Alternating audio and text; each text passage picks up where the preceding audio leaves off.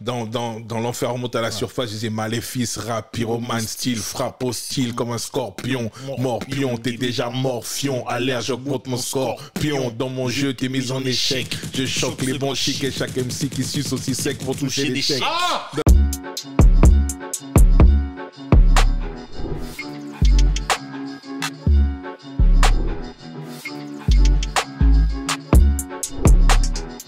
Parole véritable. Hey yo, hey yo, hey yo, hey yo. Bienvenue à tous. Yep. Parole véritable. Yes. Nouvelle vidéo aujourd'hui. Wow. Parole véritable. Abonnez-vous. Yes. Partagez. C'est gratuit, etc., etc. Voilà, c'est l'instant youtubeur et tout, c'est rapide. N'oubliez pas sur Tipeee aussi, si vous pouvez nous donner un coup de main, c'est très apprécié, très appréciable ce genre de geste. Voilà, quand on aime, on essaie de participer, on essaie d'aider, on est ensemble quoi qu'il arrive. La cause. Big up à notre sponsor, à notre partenaire, Culture Cards. Culture Cards, le hip-hop qui rencontre les NFT. Tout plein d'informations, tout plein de choses. C'est très dynamique, il y a beaucoup de choses qui se passent en ce moment. Donc, rendez-vous sur culturecards.io. Shout out à Fouet Frenchy. Yes. Le merch, pour tous ceux qui demandaient le merch Parole Véritable, il est enfin là. Shop.parolevéritable.com. Exactement. Il n'y a pas d'excuses. Shop.parolevéritable.com. Vous avez des hoodies, vous avez des t-shirts. Servez-vous. Exactement. Faut faire exploser le site. Yes. Ok, ma man. Yes. Aujourd'hui, c'est très particulier pour toi comme pour moi. Mais présentons-nous. Exactement. Parce que là, il y a mon gars qu'on appelle Flextiano Ronaldo, a.k.a. Flex Terminator. L'homme que l'on nomme DJ Flexta. Il est là. Et moi-même, Arnaud Automatique, le Bougarno, Arnaud Automatico, Arnaud Siraptor, vous savez très bien. Arnaud Siraptor, carrément. Le dièse est jurassique. C'est sérieux. Ok. Aujourd'hui, c'est très particulier. Qu'est-ce qui se passe aujourd'hui, m'amène le Bougarno? Là, c'est un nouveau format. Nouveau format. Une nouvelle vidéo, un invité très spécial. Très spécial pour nous, effectivement. On peut sonner l'alarme, je pense que c'est l'heure. Attention, please. Ring de fire alarm. This feel like the end to your world collapse. Envoyez l'alarme. Donc aujourd'hui, c'est un invité qui, quoi qu'il arrive, nous administre le bon dosage. Il est arrivé dans ce game en nous disant que quelques gouttes suffisaient. Il a poursuivi en nous disant que quelque chose avait survécu. Entre-temps, il a rajouté quelques gouttes de plus. Il est ramené, il est venu en sortant des plantations, en nous envoyant un album avec le buisson qui s'appelle Racine. Et tout. Le monsieur qu'on a invité aujourd'hui, c'est un grand monsieur, c'est un honneur pour nous de le recevoir. CALBO, a.k.a. Calbo.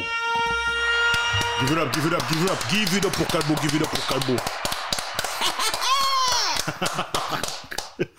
Calbo, comment vas-tu? Très bien. Et t'as oublié de rajouter le prochain album d'Arsenic. Non. Il s'appellera Si quelques doutes subsistent. Ça, c'est à toi de le rajouter, c'est pas moi. C'est à toi de le rajouter, ça, c'est pas moi. Donc, je donne une info, je partage. Direct en début de vidéo, Direct comme ça. Je mets la couleur.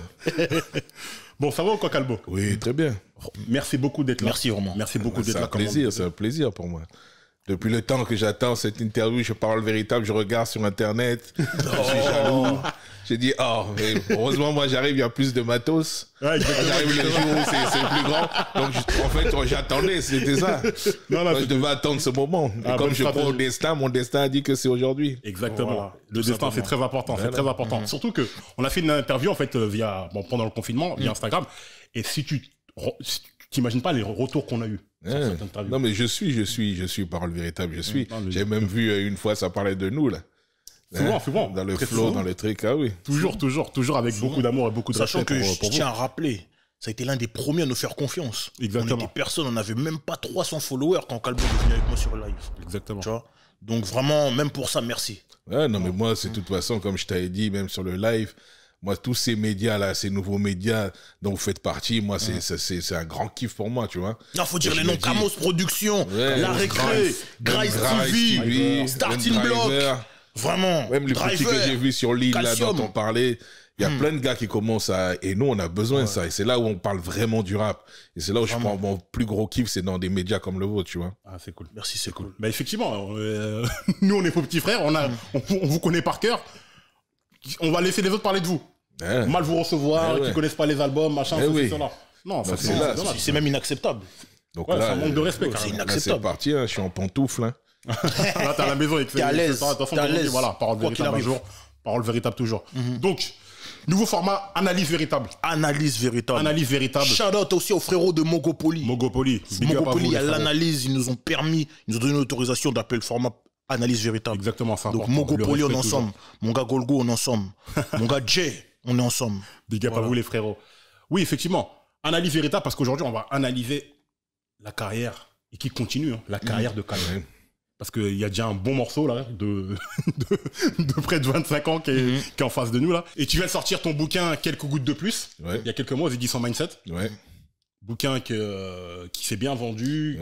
Qui se vend toujours bien, il y a des très bons retours dessus. C'est important. Ouais. Moi, je reçois beaucoup de retours de personnes, même des personnes qui me disent ils l'ont lu d'une traite, même des personnes qui n'ont pas l'habitude de lire, du fait qu'ils kiffent Arsenic, ont voulu savoir les quelques gouttes de plus. Justement, ce plus-là, ils sont mis à lire le bouquin, ils étaient satisfaits du truc, et ils me disaient même, il y en a plein qui me disent même, refais-en un autre. Voilà. Non, mais c'est beau parce que tu as écrit un bouquin. Et ce que je dis toujours, quand tu écris un bouquin, là, tu es rentré dans le patrimoine littéraire français pour l'éternité. C'est ça. Et maintenant, je le ressens plus aujourd'hui. Parce qu'en fait, tu vois, nous, on est des artistes, on a l'habitude d'écrire, tu vois. L'écriture, c'est un peu notre truc, mais pas dans l'histoire d'écrire un bouquin, jamais. Nous, déjà, faire un album, déjà, comme je le raconte dans le bouquin, c'était déjà... ça nous est tombé dessus comme ça. On n'a jamais eu la prétention de faire un album. On a fait des albums, on a pris le goût, on a commencé à le faire. Comme a dit la maman, un jour, faites-le sérieusement. Donc, même dans la rigolade, on l'a toujours fait sérieusement. Les projets de A à Z. Et à l'instar du bouquin, quand on m'a dit, bon, Calbo, vas-y, tiens, au lieu de laisser raconter ton histoire, tiens, c'est à toi de la raconter.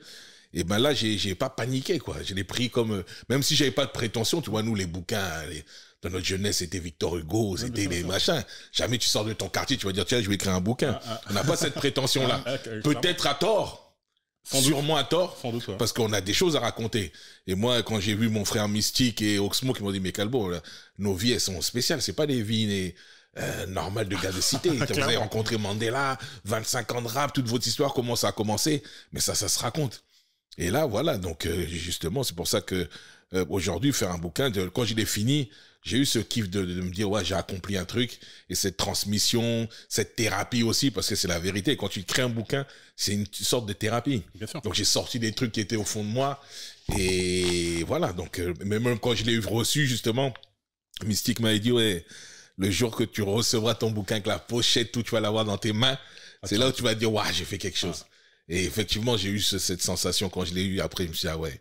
Et croiser des gens dans la rue qui disent, je t'ai lu. C'était énorme. Et pour conclure là-dessus, tu sais, moi, je poste souvent sur mon Insta des gens qui font des conseils de lecture. Et un jour, il y a une vieille une vieille. Excusez-moi. Une dame d'un certain âge. Une dame d'un certain âge, 76 ans, qui est venue et qui m'a parlé de mon bouquin comme personne m'en a parlé. Et c'est là, je peux te dire, 76 ans, française, elle arrive, j'étais assis, elle vient, et elle me parle de mon bouquin. Je peux te dire qu'il n'y a pas un mot qui est sorti de ma bouche. J'étais même ému, presque, elle m'a monté les larmes, frère. C'est-à-dire que la manière dont elle m'a parlé de mon bouquin, qui est soi-disant un bouquin de rap, elle m'a dit non, c'est pas un bouquin de rap. Non. C'est elle qui t'a dit carrément. C'est ce qu'elle m'a dit. Elle m'a dit c'est la vie d'un jeune qui est tombé dans son truc, qui a fait son art, et on sent que tu veux pas attaquer, être négatif dans ton bouquin, même quand tu parles un peu des trucs bizarres, mais on sent que t'as pourri ça, on sent que t'as pas essayé de prendre un style genre de Victor Hugo ou quoi, c'est vraiment, tu t'as écrit comme tu parlais, et il y a des trucs, il y a de la motivation, il y a du cœur, il y a des hauts. Elle m'a dit, tu m'as presque des fois tiré les larmes, et tu m'as fait rire, pleurer, donc j'étais keblo, frère. 76 ans. Et elle, pour te dire, après l'ironie du truc, elle dit, j'ai ma copine, je vais lui passer, je la conseille. Elle lit beaucoup, la dame, et elle me dit, bah, on m'a passé, c'est mon fils qui m'a passé ce livre, et je me suis mis dedans. Elle l'a fini, elle dit, je vais le passer à ma copine. J'ai quel âge elle a ta copine? 80 ans. Mais, je te jure que ça, là, non, ça m'a piqué. Non, mais contrairement à tous les gens qui m'ont dit, kiff, ça touche. mais une dame de 75 ans qui a rien à voir avec ton monde de... Exactement. C'est magnifique. C'est beau. C'est ça qui est fort. C'est beau. Parce que, comme on dit toujours, hein, imagine, hein, des petits, dans 20, 30 ans, 40 ans, 100 ans, ils iront au CDI. Ouais. Il y aura le bouquin. C'est ça. Calbo, quelques gouttes de plus. C'est ça. Ce sera leur monde, le monde du rap, le monde de... à nous, justement, de transmettre et de raconter ces histoires. C'est ces histoires de vie. Si ça peut motiver quelqu'un, aider quelqu'un qui tombe dessus par hasard. Et voilà. La vie de gars qui sont partis sans prétention et qui ont fait tout ce qu'on a accompli. Et que, voilà, et c'est pas fini. Et quel accomplissement. Parlons-en de cet accomplissement. Ça commence en 95. Ouais. 95. Nous, on était petit peu. Tu vois, moi, j'avais 19 ans, là, trop. Ouais, c'est 94, 95, ouais. Mais là, on est, voilà, Batrap, c'est 95. L'heure d'utiliser sans savoir. Jusqu'en 2022, on est là et on est toujours matrixé autant. Là, et vous êtes toujours actif, c'est ça le plus beau. Non, c'est ça, c'est que... Là, c'est des bails de Eddie Mitchell, ça. Non, mais attends, ils sont toujours actifs. Déjà, ils produisent. Artistiquement, ils continuent de produire. Il y a des livres. Mais on peut aller les voir en concert. Exactement. Ouais, artiste un jour, artiste toujours. Mais on lâche pas, comme on dit souvent avec Lino, on dit, mais... Quand on dit même, mais Johnny, il est mort en chantant. Et son public était là. Nous, tant que notre public... Nous, on a eu la chance, peut-être cette chance de créer, d'avoir des aficionados, tu sais, à l'époque du Kosla, du machin. Et ces gars qui ont vécu ces moments avec nous à l'époque, ben, ils ont grandi, mais ils sont toujours là, en fait. Bien sûr. Ils ont des enfants, tout, mais ils sont toujours là. Et à chaque fois qu'on annonce un concert Arsenic, ben, c'est ces gars qui sont là, qui nous réclament le box avec les mots, voilà, les morceaux qu'ils écoutaient dans leur jeunesse. Mais je sais pas si tu te rends compte, mais en fait, t'es un fan aussi. Et nous, on parle souvent de ça. C'est que la musique, en fait, ça t'aide à te construire en tant que personne. Eh oui. Des héros de films, des musiciens, des tranches de vie. Tout ça, ça t'aide à te construire toi personnellement. C'est-à-dire que t'es un petit peu impliqué dans l'ADN de beaucoup de ces gens. Ouais, en fait, parce que les gens, c'est un peu comme, tu vois, quand t'écoutes de la musique, souvent, ça te projette dans des endroits, dans des moments de ta vie. Certains morceaux, quand j'écoute, je me dis, à cette époque-là, j'étais là. Ouais. Ah, je faisais ça. Ah, ce morceau me rappelle ce moment où j'étais là. Un jour, tu sais, pour une anecdote, un jour, et moi, je dis, quand on écrit, nous, justement, en tant qu'artiste, c'est pour ce kiff-là. Moi, le kiff de dire qu'à quelqu'un que non, ton morceau m'a fait un truc, ou, un jour, je me rappelle, j'étais dans un centre commercial et je vois arriver un gars, 2 mètres, balèze comme ça. Et il arrive comme ça, avec une mine serrée devant moi, et il me dit, c'est toi, Calbo? Moi, j'ai dit, ouais, pourquoi il est agressif? J'ai dit, pourquoi autant d'agressivité? Même dans son way, j'ai dit, qu'est-ce qu'il y a? On va se péter, c'est comment? Et il me dit, ouais, j'ai kiffé ce que tu fais. J'ai kiffé. Quand j'étais en prison, le morceau Regarde le monde, il m'a aidé à tenir. Parce que j'aurais aimé dire ça à ma fille. Et voilà, franchement, merci pour ce que tu as fait. Et il est parti. Et là, quand on te fait ça, tu dis, ah ouais. Non, c'est fort. Tu dis, le morceau, il t'a aidé à tenir. C'est fort. Et tu dis, c'est énorme.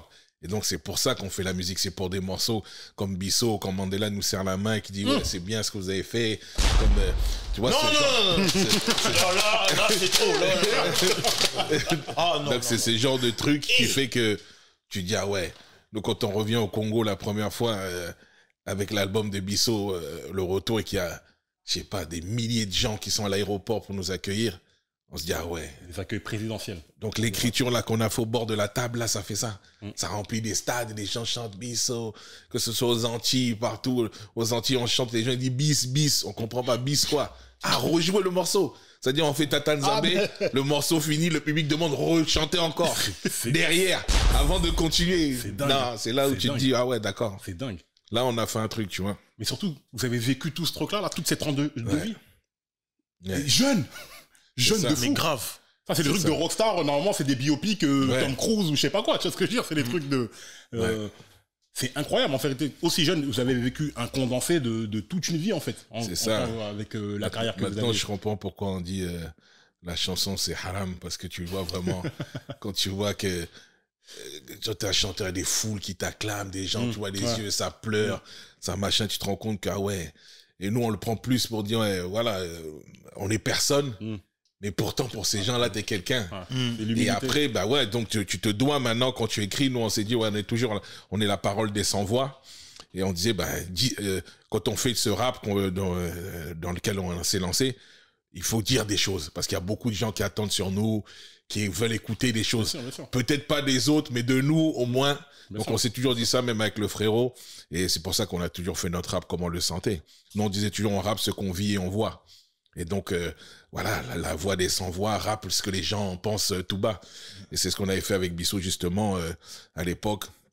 Voilà, on avait dit tout haut ce que le peuple pensait tout bas. Et même des deux côtés de la barrière, les gens nous ont kiffé. Exactement. Moi, cet album-là, on n'en parle pas assez, selon moi. On n'en parle pas assez, selon moi. Il est en dessous de... Ah ouais, là. Il est là. On adore avoir les objets chez Paroles Véritables, donc Racine, sorti en 99.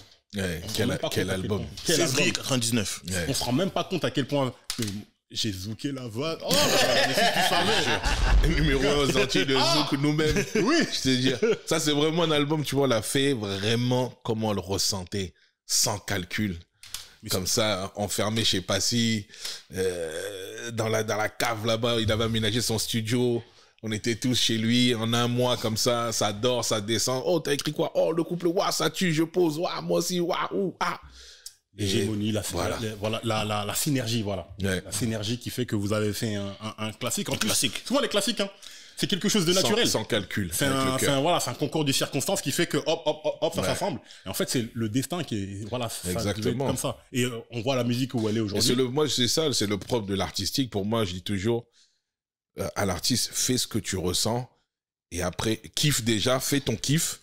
Et fais-nous kiffer ton kiff. Va faire kiffer aux gens ton kiff. Mais d'abord, fais ton kiff. Pas le kiff que quelqu'un va dire, non, tu devrais faire ça. Ouais. Non. Fais ton truc tout seul, toi-même. Et après, fais-nous kiffer ton délire. Parce que si t'aimes pas ce que tu fais, c'est dans une approche Il faut pas s'attendre, il faut pas essayer de calculer ton œuvre. Faut pas s'attendre à ce que c'est pas aux gens, au public de te dicter ce que tu dois faire. Bien sûr, absolument pas. C'est à toi de faire ton délire et puis si t'aimes ou t'aimes pas, si t'aimes pas, t'écoutes pas, c'est tout. Cette phrase-là, c'est la phrase que j'ai dit. Si j'avais touché un euro à chaque fois que je l'ai dit, là, laisse tomber. Non, mais justement, toi, t'as la chance de rapper avec ton frère. Ouais. Ça, c'est une chance parce qu'effectivement, j'ai vu d'autres interviews où tu l'expliques. C'est la famille, en fait, c'est le sang. Bien sûr. C'est-à-dire que tous les compliments que vous recevez, c'est pour vous, c'est pour la famille. Bien sûr, même tous les compliments que Lino reçoit, je les prends comme si c'était moi. Exactement. Tu vois. Et surtout un truc, on en parle souvent, le Bougarnou et moi, c'est que entre guillemets, t'as le même problème que Scottie Pippen. C'est-à-dire que, en fait, le gars à côté de toi, il est tellement fort qu'on oublie que toi, t'es ouf aussi. Ouais. Pippen, les gens, ils se rendent compte, Pippen, c'était abusé. Il était fort de ouf. Mais à côté, il y a Jordan. Mais Calbo aussi, c'était chaud. Mais moi, j'ai toujours dit. Nous, on a fait des débats dans le. On a fait des débats. Vous dormez trop sur Calbo. Vous oubliez. Vous êtes fous. Écoutez quelques gouttes, Calbo, c'est trop. Oui. C'est marrant qu'on me dise ça parce que souvent, on a essayé ou nous, tu vois, quand on a fait du rap, un peu, c'est comme dans tous les groupes qui sont où les membres sont deux. En plus, nous, on était vraiment différents. Tu vois, il y a une grosse voix, l'autre a une voix nasillarde, l'autre est grand, l'autre est plus petit. Mais souvent, on nous disait des jumeaux alors que moi, je suis bien plus grand que Lino. Et il y a tout ça. Et nos voix se combinent bien, tu vois, dans nos passe-passe, tout ça. Mais c'est vrai que moi, quand on me dit, mais Lino, c'est le meilleur rappeur, mais ça me va droit au cœur. Voilà. Moi, s'il y a bien quelqu'un qui le premier à kiffer, c'est moi. Et en plus, moi qui vis avec lui et qui l'ai vu évoluer du début à la fin, mais c'est un bosseur de psychopathe. Et j'avoue, il bossait même plus que moi. Donc toi, tu l'avais dit, non? Bah oui, toi, moi je disais bah oui, vu, même je le raconte dans mon bouquin. Où je dis, moi j'avais un CDI, j'étais dans le teufou, j'ai joué à un bon niveau de foot, j'ai gagné un billet au teufou, plus mon CDI. À l'époque. Moi, dans la street, tu vois. Donc, quand j'ai commencé, et quand on rappait déjà à la Zombie, tout ça. Et Lino, il était que dans son rap. Il lisait ses bouquins. On était très cinéphiles, on regardait beaucoup le cinéma à l'époque. On va en parler. On va en parler. Et donc, mais Lino, avant moi, il était à mort dans le rap. Nous, on avait notre grand frère, Feu Guaca, qui est Dieu et son âme, Guaca, qui nous a ramené justement. Lui, il sillonnait un peu aux puces, aux machins. Il était toujours en avance dans le rap. Il nous a mis dedans avec les compiles, les mixtapes, tout ça, américaines depuis. Et mais Lino était plus à fond que moi. Après, moi, je le prenais plus qu'un hobby parce que j'avais tellement plus d'occupation. Mais derrière, on kiffait, on était combinés, on dormait dans la même chambre, tout ça. Donc, et c'était notre délire. Mais Lino, c'est juste le fruit de son travail. Si aujourd'hui on dit, bah oui, s'il est fort, c'est qu'il est fort. Moi, je me suis beaucoup inspiré de mon frérot, parce qu'il était en avance déjà. Et aujourd'hui, voilà. Et donc, moi, c'est le kung-fu d'Arsenic qu'on l'a appris, je l'ai appris aussi sur Lino, tu vois. Bien sûr. Et donc, au contraire, moi, et puis nous, c'est le sang. Donc, je meurs pour lui, il meurt pour moi. Et le truc, c'est que tu dis que mon frère, c'est le meilleur, mais je te le dis aussi, oui, c'est le meilleur. Bien sûr. Faut pas oublier. Non, moi, j'aime. C'est bon parce que grave. On a souvent, je te dis, le problème c'est que les gens ont du mal à faire la part des choses et on a du mal à apprécier quelque chose sans vouloir créer des oppositions tout le temps. Le morceau est bon. Ah mais qui a mangé qui? Le morceau est bon, frère. Mais ça c'est là aujourd'hui, c'est que ça, il faut laisser ça faut laisser ça moi je dis toujours aux gens, les bouches sont faites pour bouger, hein. Les langues sont faites pour parler. Laisse les gens parler. La langue est le muscle le plus fort du corps humain. Donc, faut juste apprécier, t'aimes ou t'aimes pas, mais voilà. Exactement. Aujourd'hui, j'ai envoyé un solo ceux qui aiment, t'aimes ou tu aimes pas, c'est pas grave, va écouter. Et on a écouté ça, la mamma mia. Ça arrive. Donc, faut qu'on apprenne vraiment à apprécier en réalité. Parce que le truc, c'est que, effectivement, toi, t'avais plus de recul. Mais pour un mec qui a du recul, t'as vu le niveau que le mec il a sorti. Un niveau. C'est un truc de dingue. Hein. Oui, on va en parler de ça. Quand comme on dit dans le teufou, quand tu t'entraînes avec les meilleurs, tu deviens bon. Exactement. Toi aussi, t'es super bon. Tu sais, il y a au Real de Madrid, au PSG, il n'y a pas que des Mbappé, il n'y a pas que des Cristiano. Il y a tous ceux qui sont autour, qui même sans eux, Cristiano, sans un Benzema, Cristiano, peut-être qu'il n'aurait pas fait tout ce qu'il a fait au Real. Clairement. Tu vois? Et quand Cristiano est parti, on a vu que Benzema était très très fort. Exactement. Et pourtant, il mettait pas des buts, il les donnait à Cristiano. Il laissait le soin à Cristiano de finir. Mais lui, Cristiano est parti, maintenant c'est lui. Et même Cristiano, tu sens qu'il lui manque quand même un Benzema. Ah oui, tu vois. Et donc c'est ça. Mais moi je suis sûr que l'un l'autre, vous nourrissez l'un de l'autre en fait.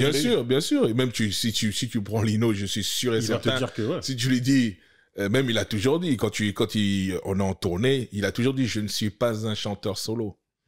Je ne serai jamais un rappeur solo. C'est pas parce que j'ai fait des solos. Pour lui, il est toujours Arsenic.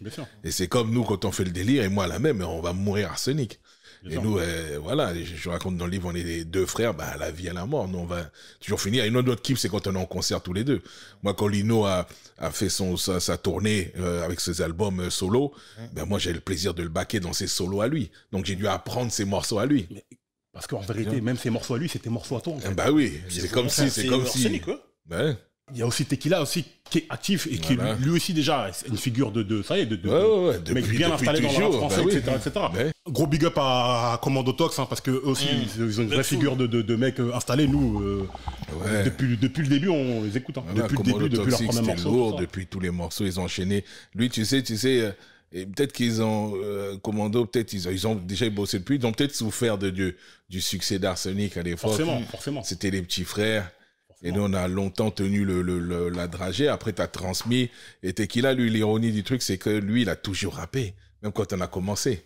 Lui, c'était vraiment le petit frère. Qui était là, qui rappait. Et souvent, je me rappelle, nous, quand des rappeurs arrivent à la maison, parce qu'on est resté longtemps au Tchekar, même quand on était déjà Arsenic, tu vois. Et les rappeurs sonnaient à la maison, bing bang. Moi, je rappe. Tu rappes, toi? Ah, ok. On a appelé Steve. Tequila, viens voir. Steve, il est arrivé. On dit, bon, attends, avant de rapper, on dit au gars, attends un peu. Steve rap. Première chambre. Ok, va faire tes devoirs maintenant. Vas-y, rap. Vas-y, le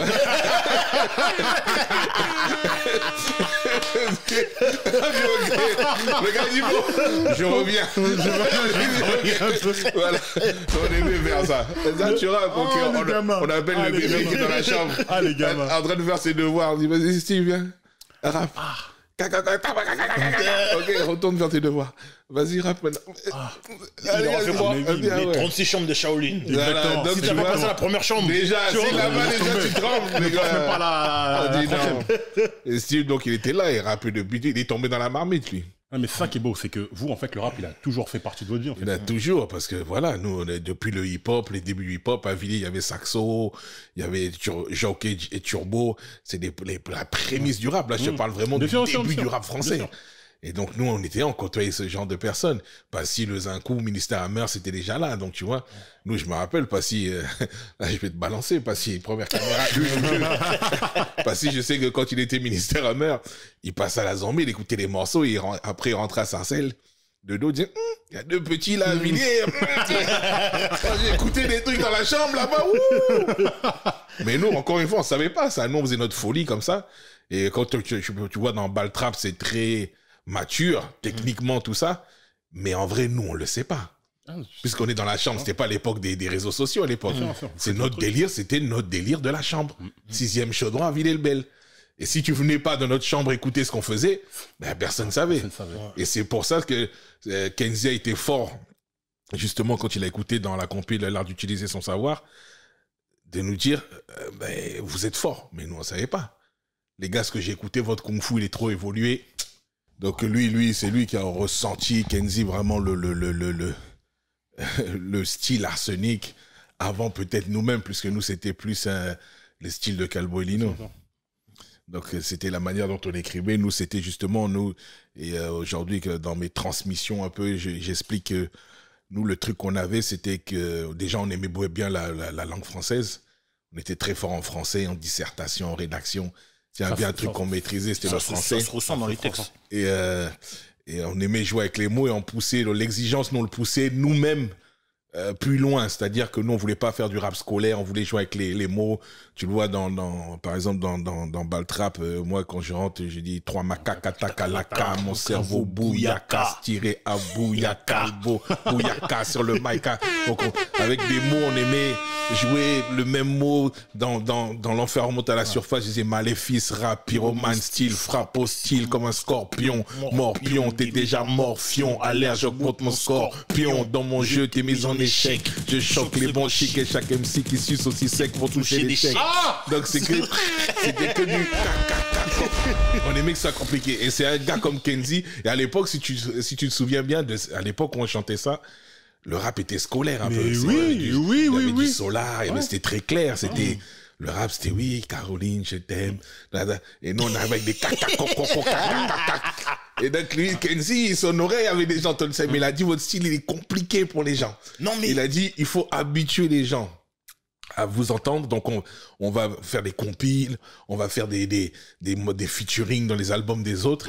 Et quand le public va réclamer, là, on sort un album et on écoute. C'est ça qui est fort. C'est l'intelligence ok, je sais comment l'amener au public. Il faut habituer les gens à écouter. Votre style, il est brutal. Il est technique, il faut vraiment... Et souvent, le retour qu'on avait souvent des gens, c'était... J'ai kiffé Arsenic, mais j'ai encore plus kiffé quand j'ai compris ce qu'ils avaient dit plus tard. À la maison, tout seul, dans le noir.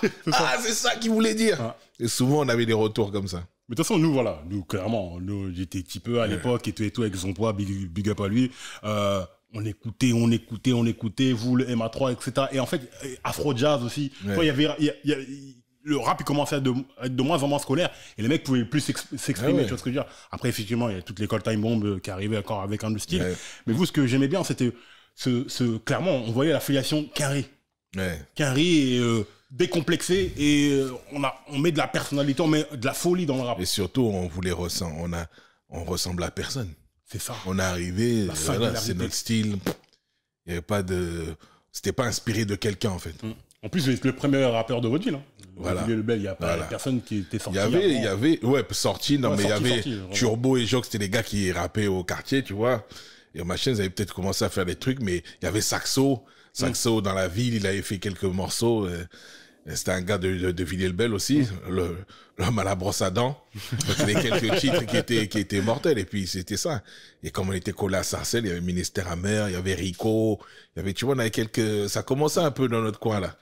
Mais nous, après, on s'est inspiré de personne. On arrivait, nous, c'était Mobb Deep, c'était Wu-Tang, c'était Run DMC, en allant plus loin. C'était, tu vois, c'était tout ça qu'on écoutait, tu vois. Mais en fait, il y a toutes ces influences-là qui se mélangent, en fait. Voilà. Parce que je pense que tu parlais de marmite tout à l'heure, je pense que dans la marmite, tu mets de la rumba congolaise, des films de kung-fu. Mais en fait, le délire, c'est ça, c'est que puis à l'époque, si tu veux, on était une génération, on écoutait tout, on écoutait du zouk dans les soirées, dans la maison, de la musique africaine. Tu sais, les soirées étaient toujours composées en zouk, musique africaine, rap. Donc on a été riche de tout ça en fait.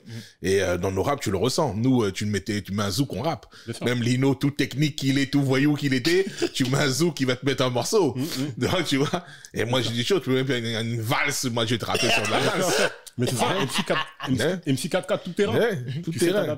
C'est de la musique, tu t'adaptes. Exactement. Mais c'est beau parce que toutes ces influences-là, en fait, on les entend même dans vos textes. Parce que les mecs, si tu regardes le spectre des références que vous prenez, ça va de la littérature à des films très spéciaux, des trucs, enfin, il y a des trucs, des fois, quand tu regardes comment c'est pointu, tu dis, mais attends, comment les mecs qui connaissent ça à cet âge-là? C'est recherché. C'est recherché. Parce qu'on était déjà dedans. Je t'ai dit, Lino, il lisait beaucoup. Moi, je lisais un peu moins que lui. Mais on regardait beaucoup de films aussi, beaucoup de références de tous ces films. Et voilà, donc là, on a grandi avec les films chinois, donc bien sûr. bah ouais, Bollywood, les films asiatiques de Kung Fu, tout ça c'est notre truc. On regardait même des films en mandarin, nous. Donc, bien sûr, tu connais pas. Bah oui, justement pas. Mais parlons-en, parce que ça là, tu vois, nous, on a grandi pareil avec ces films-là. Jackie Chan, Marin des mers de Chine, tout ça. Mais ces films-là, c'est trop grave. Non, c'est ça, non, va doucement. Marin des mers de Chine, c'est trop grave. Tous les Jackie Chan. Voilà, déjà, voilà. Il n'y a pas un Jackie Chan qu'on n'a pas vu. Donc, tu montes même à la genèse de l'irrésistible, impitoyable. Tu vas loin. Tous les Jackie Chan, on les a tous vus. Les rois du Kung Fu, les trucs. Histoire du fantôme chinois. Tout. On a vu tous les Jackie Chan, tout Jet Li, tous les... Tu remontes, mais vraiment tous les films, les Dharamvir, les films hindous, Bollywood, même ça, on a regardé, frère. Mais oui, Nagui, tout ça. Tout. Ouais, les darons, tout ça, c'est un nouveau marché. On était là, ça parlait anglais bizarre. On regardait le film, on connaissait l'histoire. Même pas de sous-titres, rien, frère. Mais on était là, et on les connaissait. En plus, à l'époque, quand tu regardes un film, tu le regardes 100 fois, le film. Ouais, bien la cassette, là, tu la saignes. Ah ouais. La bande, tu rembobines. Ah oui. Non, c'était beau, parce que... C'est ça. Tout ça, en fait... Bah, ça nourrit vos références, ça reste dans votre cerveau. Et un jour, dans un morceau, tu vas ressortir une phrase, un marchand, un truc, une tournure, même une manière de prendre le morceau. Une manière, même ton flow, même ton truc. Voilà. Tu vois, dans l'album, il y a un moment, il y a une interlude avec une chinoise qui chante pendant plus d'une minute. Les gens, ils comprennent pas. On comprend pas la fin mais du morceau. À un moment, je sais, quelqu'un nous avait déjà dit, mais pourquoi il y a une chinoise à un moment qui chante comme ça? Non, parce qu'on aime, c'est tout. C'est beau. C'était tout. Mais il y a déjà des Asiatiques qui sont venus vous voir, vous dire ouais, non, mais pourquoi? Non, mais en fait, c'était vraiment, on faisait des albums comme on kiffe. On avait des couplets de 32 mesures, on avait des morceaux de durée, on pouvait mettre une interlude d'une chinoise parce qu'on kiffe, on mettait des intros de films parce qu'on kiffait. Et donc c'était ça. C'est vous en fait. Voilà, il n'y avait pas de calcul vraiment. Et il y a une force aussi qui était la force de Kenzie. C'est que artistiquement, des fois, il nous envoie une petite inspiration, comme le morceau Je t'emmerde. On disait, tiens, vous voudrez faire un morceau Je t'emmerde. Donc, il lance un sujet comme une dissertation. Nous, on dit, OK, comment vous allez parler de ça si je dis ça? Mais sinon, l'album, jamais il n'intervenait artistiquement. On a fait notre délire comme on l'a fait. On l'a vendu aux maisons de disques, comme on était, quoi. Il n'y avait pas de directeur artistique, c'était vous. Pas de directeur artistique, tu es bien... Au top liner. Premier single, Boxe avec les mots. Tu dis, c'est même pas... Ça sonne pas single. Non, c'est ça. Boum, direct. Oh là là, ça a changé ma life. Hein. Quand j'ai vu ce truc-là, des ronds noirs dans le noir, avec des casquettes et tout. J'ai vu que le nom passe comme un virus. Je dis, oh, c'est quoi le truc-là et tout. Catalogue Lacoste. Moi, déjà, catalogue Lacoste, bon, ça c'est trop. Mais c'est surtout la voix, en fait. Ouais. Parce que toi, c'est la première voix qu'on entend. Je boxe avec les mots, je boxe. Je dis, mais oh, c'est quoi ça? Qu'est-ce qui se passe? Et tout de suite, on entend que les mecs... Là, c'est pas un rap comme les autres, là. Attends. Remets. En plus, on enregistrait sur la VHS. Ouais. Et on écoutait. Et ça passait à des heures de grande écoute. Tu danses sur l'air de la lame, le chant des fusils. Mais c'est pas des... Je vais à l'école manger du pain avec des chocobènes. Tu vois, c'est ça. Exactement. Mais c'est ça qui est bon, c'est que tout de suite, vous êtes arrivé vous-même.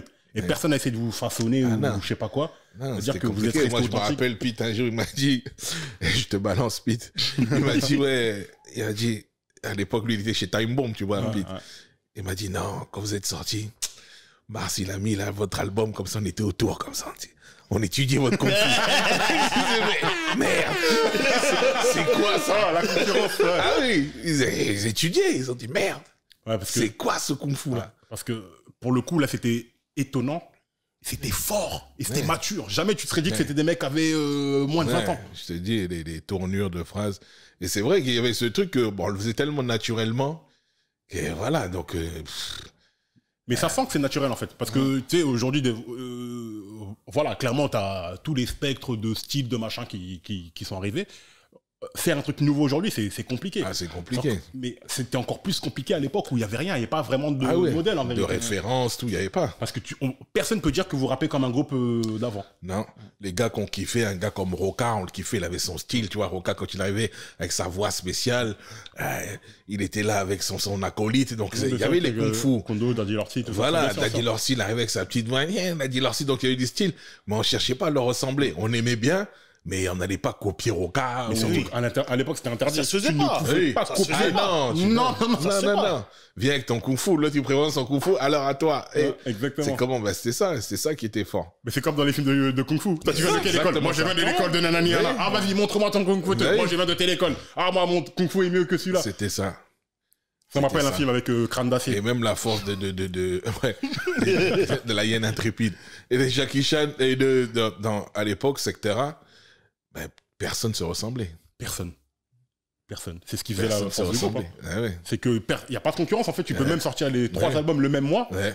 Mais ça va pas se marcher dessus parce que c'est des publics différents, c'est des styles différents.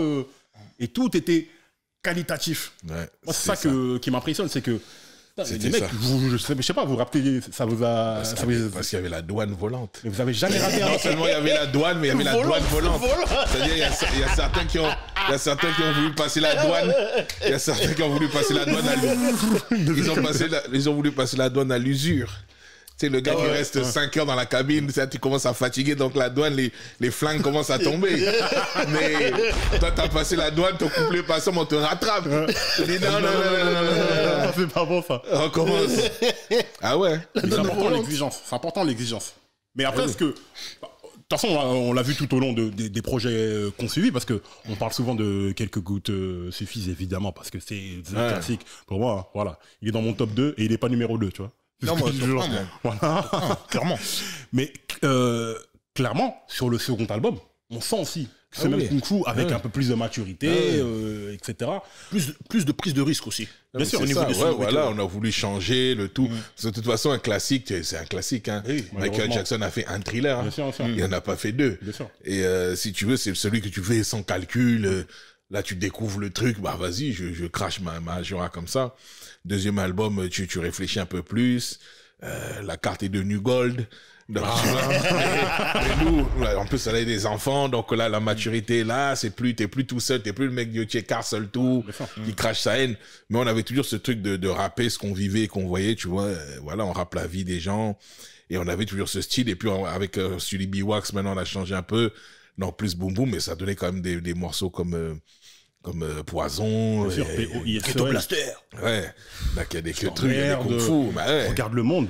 Avec le centre de Dilated People, là. Wars Come the Wars. Donc il y a quand même des. Le deuxième album, ce qu'on dit pas assez, mais c'est qu'il a très bien marché aussi. Mais bien sûr, mais bien sûr. Il a très bien marché. Mais je comprends même pas en fait le débat. Alors Aguilé doit peut-être être à 300 000 et vrai album, hein, pas des streams. Hein. Merci. Donc, tu vois, Merci de le rappeler. Il faut le dire. Il faut le dire. Parce que, des vrais albums où les gens se sont déplacés au magasin pour l'acheter. Ah oui. Ou le voler, mais bon, ça comptait dans les... Regarde, même le voleur volait au début, mais après il l'achetait. Ouais, exactement. Ou les gens copiaient les CD, des fois on nous ramenait des CD, tu vois le gars il a la pochette, mais le CD c'est une copie. Tu dis, et après tu signais quand même, parce qu'on disait, on s'en fout. C'est beau. Mais encore une fois, jusqu'aujourd'hui ça se vend. Moi je sais que à la Secret Connection, la boutique, ceux qui connaissent pas, vous y allez, il y a l'album, mais à chaque fois il en commande. Il dit, mais ça se vend encore. Bien sûr. Voilà. Les gens achètent encore le CD. Bien sûr. Moi, j'en ai acheté un il n'y a pas longtemps parce que je voulais l'avoir propre, etc. Ah ouais, il y a des gars, justement, moi je connais des gars, ils étaient rayés, ils l'ont racheté encore. Bien sûr. Mais oui. Bien sûr. Quand tu aimes, de toute façon, voilà, tu calcules pas. Le mien, il est là. Il est là, bien sûr. Il est là. Il y a 2 livrets.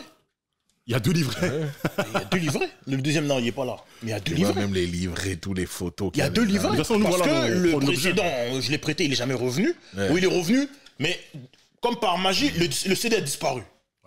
J'ai racheté un autre. Comme ça. Comme ça. Et surtout que ça, c'est un morceau d'histoire, en fait. Moi, c'est ce que je raconte à mes enfants. Je les pose, je leur dis, écoutez, regardez ça. Il y a Donnell Jackson qui rappelle on va en parler. On va en parler, t'inquiète pas. Il faut qu'on en parle. On va en parler. Mais le truc, c'est que même, vous voyez, on voit les darons, les cléons, etc. C'est important, ça. L'héritage qu'on a. Et tous ces gars-là, tous ces PBMC sont toujours là. On en a perdu quelques-uns qui ont tué leur âme. Mais ils sont toujours là aujourd'hui. On a toujours les mêmes gars au quartier, toujours. C'est beau. Ouais. Cette tranche de vie, comment elle a subsisté Ouais, c'est ça. Et c'est là que tu vois que ça, tu peux pas l'inventer, ça. Tu peux pas. Le truc organique, naturel, comment il s'est fait. Et pour revenir sur le deuxième album, dont on était en train de faire l'éloge, c'est que un morceau comme Regarde le monde, nous on est des darons aujourd'hui, mais laisse tomber. Ouais. Ce que tu dis dedans. Laisse ça c'est ma partie à moi. Exactement. On Là, arrive sur, justement. on va arriver dessus. On va arriver On va sur arriver la partie Vraiment, le décryptage. décryptage des analyses du beau Garneau, parce que le travail qu'il a fait là c'est flippant. On est chez Parole Véritable. quoi. Parole véritable. Hein? Faut parler ça. Moi, je savais où je venais quand je suis venu ici. Non, c'est bien, effectivement. C'est sérieux. Bon, je commence maintenant. On peut y aller. Commençons. De toute façon, tu connais. Mais déjà, on va décrypter les pochettes déjà. Déjà, la pochette d'album, nous, tu nous en avais déjà parlé. Ouais. Mais il faut expliquer au public qui ne sait pas. Donc là, Comment quelques gouttes suffisent. L'inspiration, elle vient d'où? Comment ça s'est fait? Cette photo, donc tu vois, elle est magnifique. Donc tu vois juste 2 Renois en blanc, en cosla propre. Assis sur un canapé. Si tu te penches bien sur le canapé n'est pas terrible. Parce qu'en fait, c'est le canapé qui était à l'entrée d'un endroit, un entrepôt qu'on avait. Tu vois, c'était un entrepôt qui louait son entrepôt justement pour faire des photos. Un studio photo, un gros studio photo, machin. Et au moment où on a fini l'album, on nous dit, ouais, il y a là la maison de disques qui a prévu de faire une séance photo pour l'album, donc pour la pochette. On dit, d'accord. Et donc, nous, on était deux bons mecs de Villers-le-Bel, du quartier. On a dit, maintenant, on commence à nous bichonner un peu, tu vois. Donc là, l'album n'est pas encore vendu quand tu fais la photo. Donc, vous êtes encore 2 gars du Tchekar. Et à l'époque, encore une fois, on ne pouvait pas sentir notre buzz parce qu'il n'y avait pas d'Internet. Donc, aujourd'hui, tu peux chanter dans ta chambre et buzzer. Tu fais des millions de vues, donc tu sais que t'es un mec qui fait des millions de vues. Mais nous, on ne savait pas. On était que des mecs qui rappaient dans notre chambre à Villers-le-Bel. Et on nous dit, oui, bon, la maison de disques a misé sur nous, tant bien que mal, il faut faire la pochette. On a fini l'album, il faut faire la pochette. On dit, OK. Donc là, à l'époque, les maisons de disques, ils investissaient sur les artistes. Donc, on arrive, gros studio, Mad Max, science-fiction, des trucs, machin. Des tenues bras, tu vois, des gros rayons comme ça, plein de tenues à essayer. Des portants avec des portants balèzes, des maquilleuses, un staff, des caméras, 2 photographes, Moi, il dit non. Avant d'arriver dans les lieux, on s'est dit, on descend chez notre gars à Villers, Gab Sport. On a pris les suites Lacoste blancs. On avait nos baskets blanches Lacoste, 501 brut. Et Polo et Bob Lacoste pour Lino. Donc, on avait nos tenues perso. Neuf. Déjà, tout neuf. Toujours sorti du sachet, nous. Et on dit, bon, on a déjà ça. On arrive avec ça. Et donc, quand on arrive sur les lieux, on ouvre la porte. On va, les trucs, les préparations, les gens, le staff. Tu sais quoi, tout ça. Du monde. Ça prend toute une journée à faire des photos, là. Non, on a dit, non, attends 2 secondes. À l'entrée, justement, il y avait ce fameux canapé, la salle canapé à l'entrée quand on t'accueillait. On appelle le photographe en chef, on lui dit, viens voir, s'il te plaît. Nous, on met nos tenues blanches, là, déjà, tout le portant, là, avec ces 200 tenues, là, Mad Max, là, ça nous ressemble pas, ça. On arrive, on met nos tenues blanches, là, on s'assoit sur le canapé devant l'entrée. Donc, on revient à l'accueil, on s'assoit, on dit au mec, fais-nous un polar. Polaroid. C'est des photos qui sortent tout de suite. Là. Donc, il fait le polar, on s'assoit, le polar, il sort, clac, on fait ça. Clac, on regarde le polar, on dit, c'est ça la pochette. Juste, tu mets arsenic en haut, c'est ça la pochette. La pochette, là, c'est ça. C'est ça. Ça, c'est une photo Polaroid, là. Non, justement, ça, c'est la Polaroid est sortie comme ça. Ouais. Et nous, on a dit, maintenant, ramène ton appareil en vrai. Et tu nous prends là, sur le canapé, devant l'entrée. Nous, on rentre pas dans le lieu où il y a tout ça, là, tout ça, là. Tu nous fais la photo, là. Même pas besoin de maquillage, là. Rangez vos maquilleuses. On fait la photo. Tu prends, cac. Vous mettez arsenic au-dessus. C'est la pochette. Vous prenez pas la tête. Donc, pas de direction artistique. Pas de machin. Et voilà d'où le concept du canapé. C'est le canapé qui était à l'entrée de... du machin. Mais ça, le canapé sur lequel vous êtes assis, là, c'est le canapé de... Le canapé dégueulasse qui est à l'entrée de l'entrepôt, là. Mais c'est même pas dans l'entrepôt, c'est à l'entrée à Non, mais l'accueil. Attendez, je sais pas si vous vous rendez compte de ce qui vient de se passer là. C'est-à-dire qu'une pochette aussi iconique, elle a été faite malgré les millions que machin. Les mecs, ils ont dit non, Ils ont investi, ils ont fait les costumes, Des ils ont fait mecs les... qui sont pas sortis. Ils ont payé des gens. Ça nous intéresse pas, tout ça. Nous, c'est pas notre personnalité. Nous, on savait pas ce qu'on allait devenir, mais on savait ce qu'on voulait pas être. Ah, c'est fort, ça. oui. C'est Donc, fort. c'était ça le truc. Ça. Nous, tout ça, c'était pas nous. Donc nous, on disait, Faut applaudir. oh, chichi là, nous, on veut pas. Nous, simple, calme-toi, mets le canapé, on s'assoit, c'est ça. Mais c'est très mec de banlieue, ça. Le Ouais. truc, nous, t'as vu, on n'est pas là-dedans, nous, c'est ça notre truc, etc. Mais il faut avoir cette présence d'esprit, faut avoir cette la détermination, parce que face à la maison 10, t'as mis autant de moyens, toute une équipe et tout. Fallait les avoir C'était bien ça. accrochés pour se dire non, on fait pas. Ouais, nous, on avait déjà ce truc-là. Et puis, la force de Kenzie, qui était un très, très bon manager. Et ce qui était bien, c'est que lui, il nous laissait dans nos folies. C'est-à-dire, il allait pas essayer de nous dire, non, les gars, faites-le. Ah, lui, ça le faisait gaulerie de voir que non, eux, ils sont fous. Mais c'est Ils sont, ce que j'allais dire. laisser brut Quand tu de vois pomme. ça, tu te dis non, mais franchement, je suis obligé de les laisser, les gars. Ouais.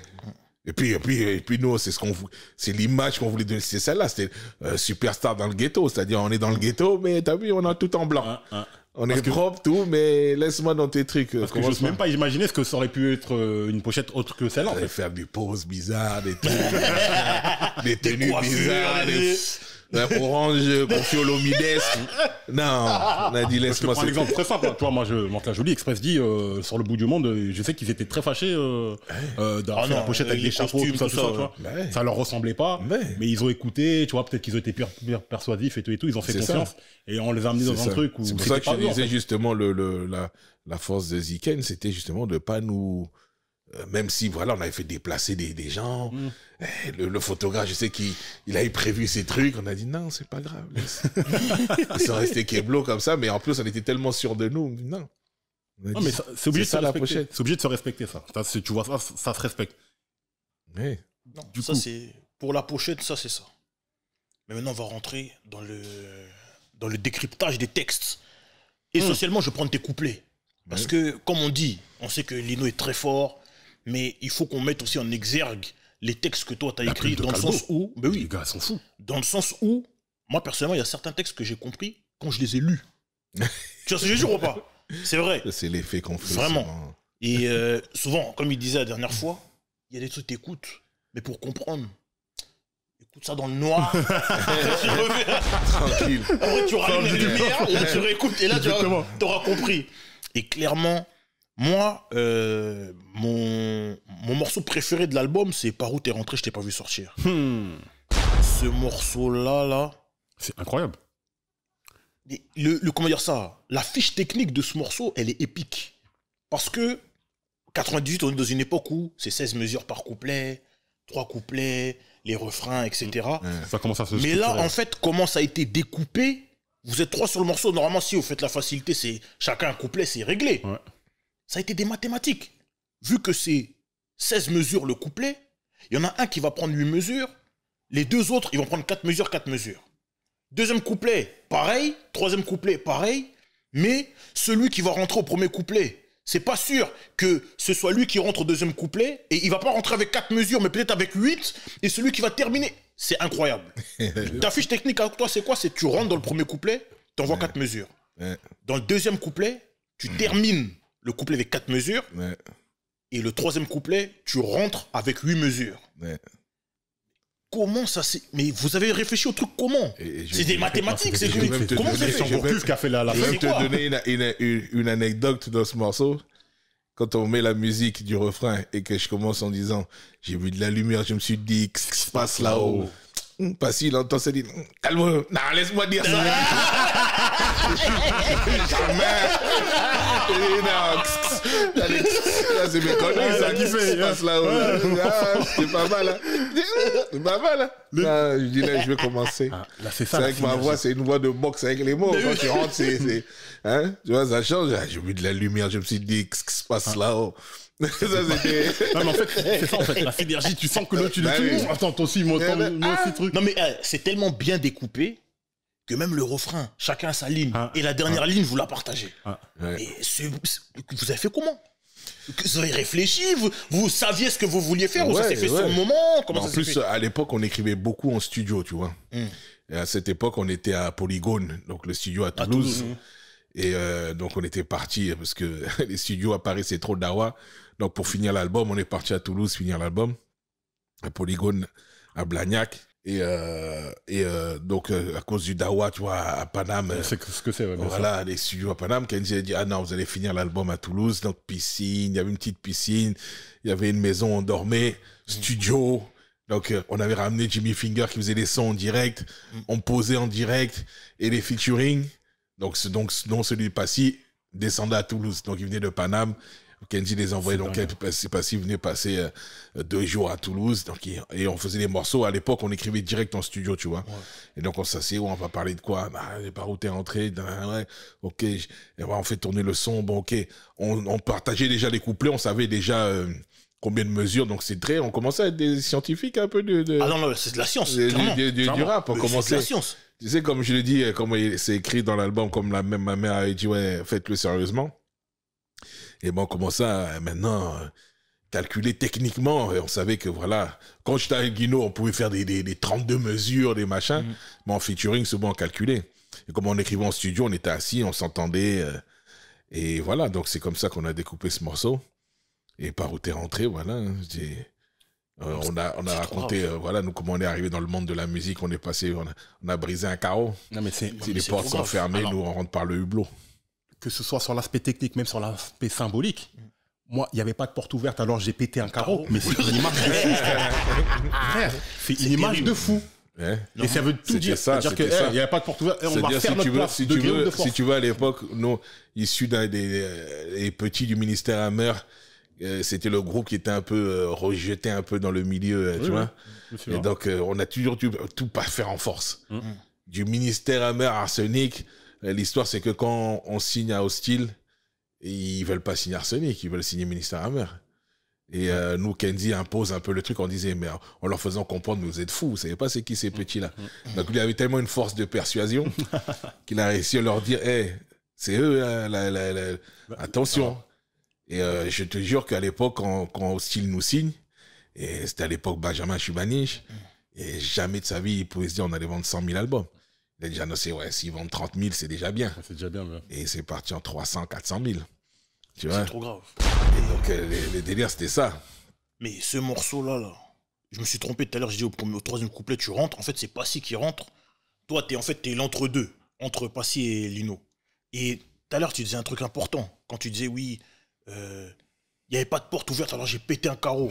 Le poids des mots dans ces couplets-là, faut pas que tu t'attardes, ça tarde trop, remonte ta garde, garde les yeux ouverts, gars, fais gaffe car les douces sont y part, gars.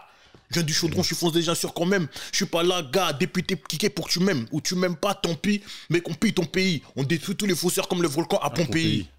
La terre tremble, tous les esprits sont paumés. Arsenic vient gommer les plaisantins, mec, tu connais. C'est méchant. Mais même Lino, quand il rentre, quand il me dit, parle pas de porte ouverte, si je puis me permettre qu'ils aillent se faire mettre, je suis rentré dans ce bus par la fenêtre. L'impact, tout ça, c'est si tu remontes à la genèse, ben, c'est les premiers morceaux, c'était déjà comme ça. Mais bien sûr. C'est-à-dire que nous, on était... Non, mais en fait, c'est dans les mots. C'est pas que dans les phrases, c'est pas que dans la diction, etc. Non, on poussait le vice, on poussait le truc ou l'excellence, justement, à... ok, tu peux rapper, et puis la douane va dire, ouais, c'est bien. Mais...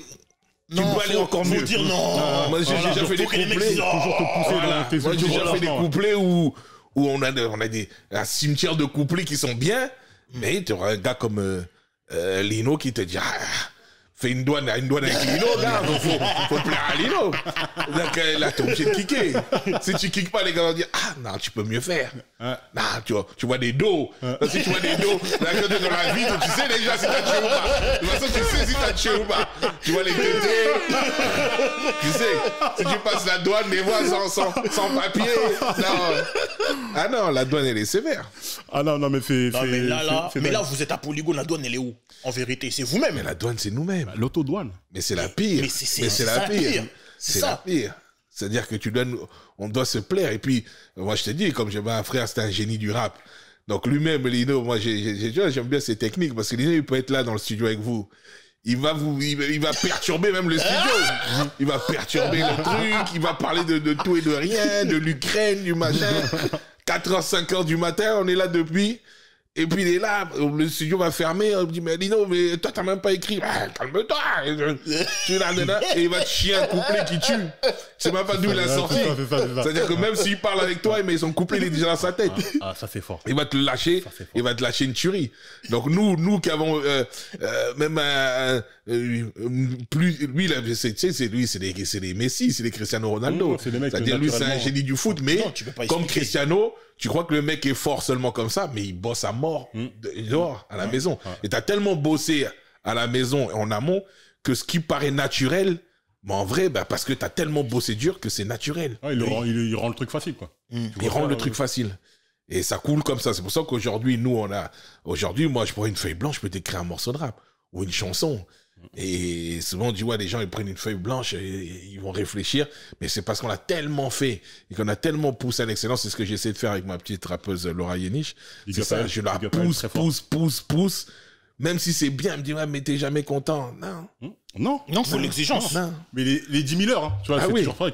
Il faut avoir fait 10 000 heures d'un truc pour le Exactement. maîtriser. Tu sais, quand je suis en studio avec elle, je suis tellement méchant. Parce qu'on en a tellement mangé, mais je te dis qu'elle mange une douane vraiment très sévère. Et quand je lui dis des fois, je peux lui faire répéter 100 fois un mot, une phrase, comme je peux lui faire répéter une fois. Bah, y a un autre mec qui fait ça, il s'appelle Dr. Dre. Il a un peu de succès, hein. Bon, ça peut être 100 fois ou une fois.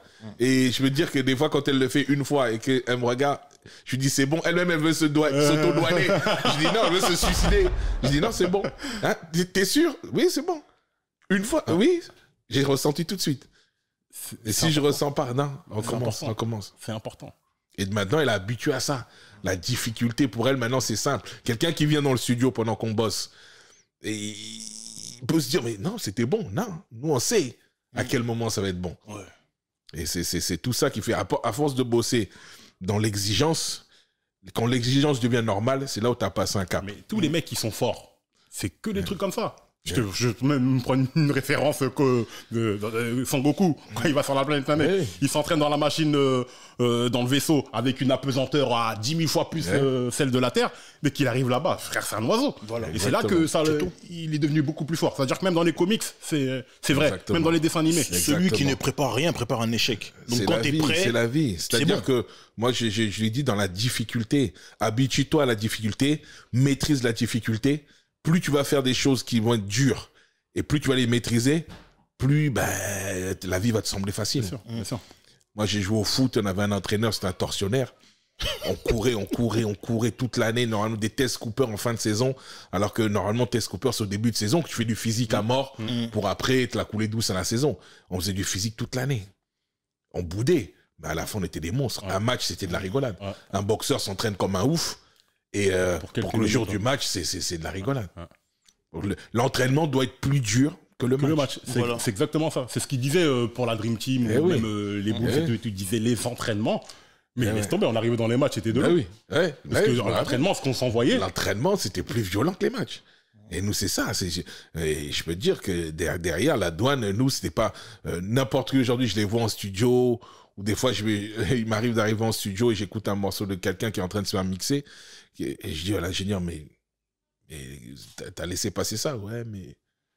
personne avec lui en studio. Mais non. Moi, j'appelle ça les faux potes. C'est-à-dire que moi, je suis un mec où en studio, on m'invite plus parce qu'on sait que Flex est relou. Moi, j'ai déjà corrigé des morceaux. Mais non, mais t'as pas pu laisser ça. Oui, mais l'artiste... Mais là, il est faux. Là, il est en dehors de la musique. Exactement. Non. T'as sauvé des projets comme ça. Moi, je te dis, avec mes gars, on a sauvé des projets. On arrive au mix, on se dit, mais non. Et on reprend tout. Parce que les gars ne s'écoutent plus. Et c'est pour ça que la douane, c'est important.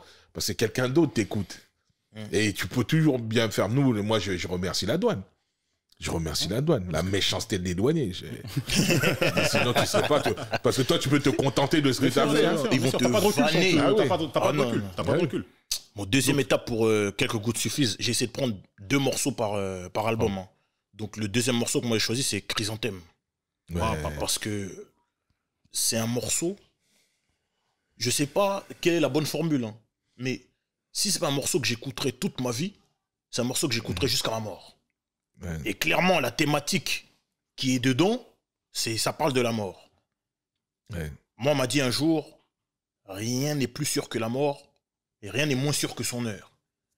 Et vous, à l'âge que vous aviez, de faire un morceau comme ça, où le refrain c'est « ça tient à rien la vie, la mort demande jamais ton avis, elle ravit ton corps, encore des larmes, du sang sur le parvis. Pour tous le même sort, le diable est ravi, ça tient à rien la vie, ça tient à rien la vie, ça tient à rien. » C'est venu comment?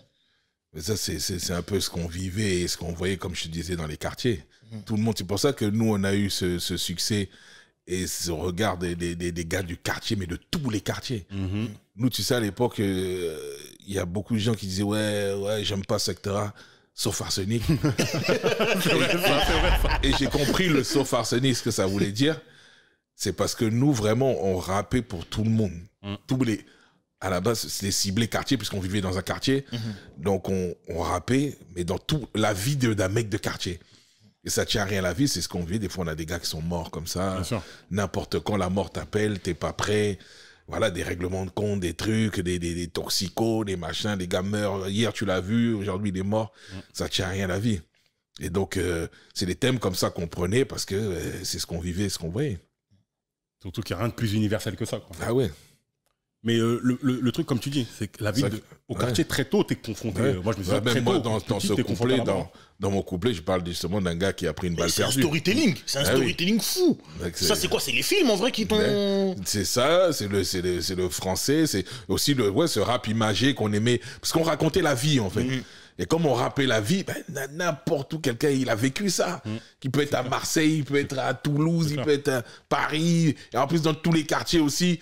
Donc on avait nos entrées dans tous les quartiers parce qu'on racontait la vie du gars. Mais bien sûr. Quand dans le morceau La souffrance est la même, mais laisse tomber. Quand vous avez dit Mantes-la Jolie, on a fait une danse. Non mais comme des fous. Pour revenir à Chrysanthème.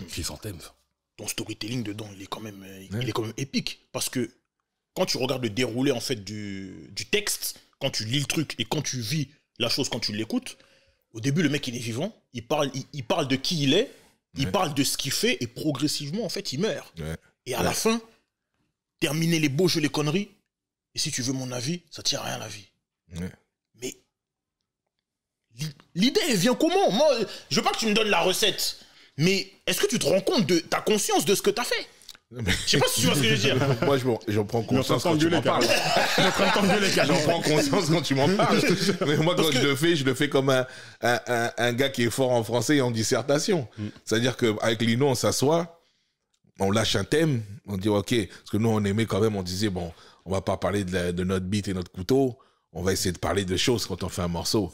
On regarde le monde, Chrysanthème. On arrive à regarder le monde, attends. Et donc, tous ces titres.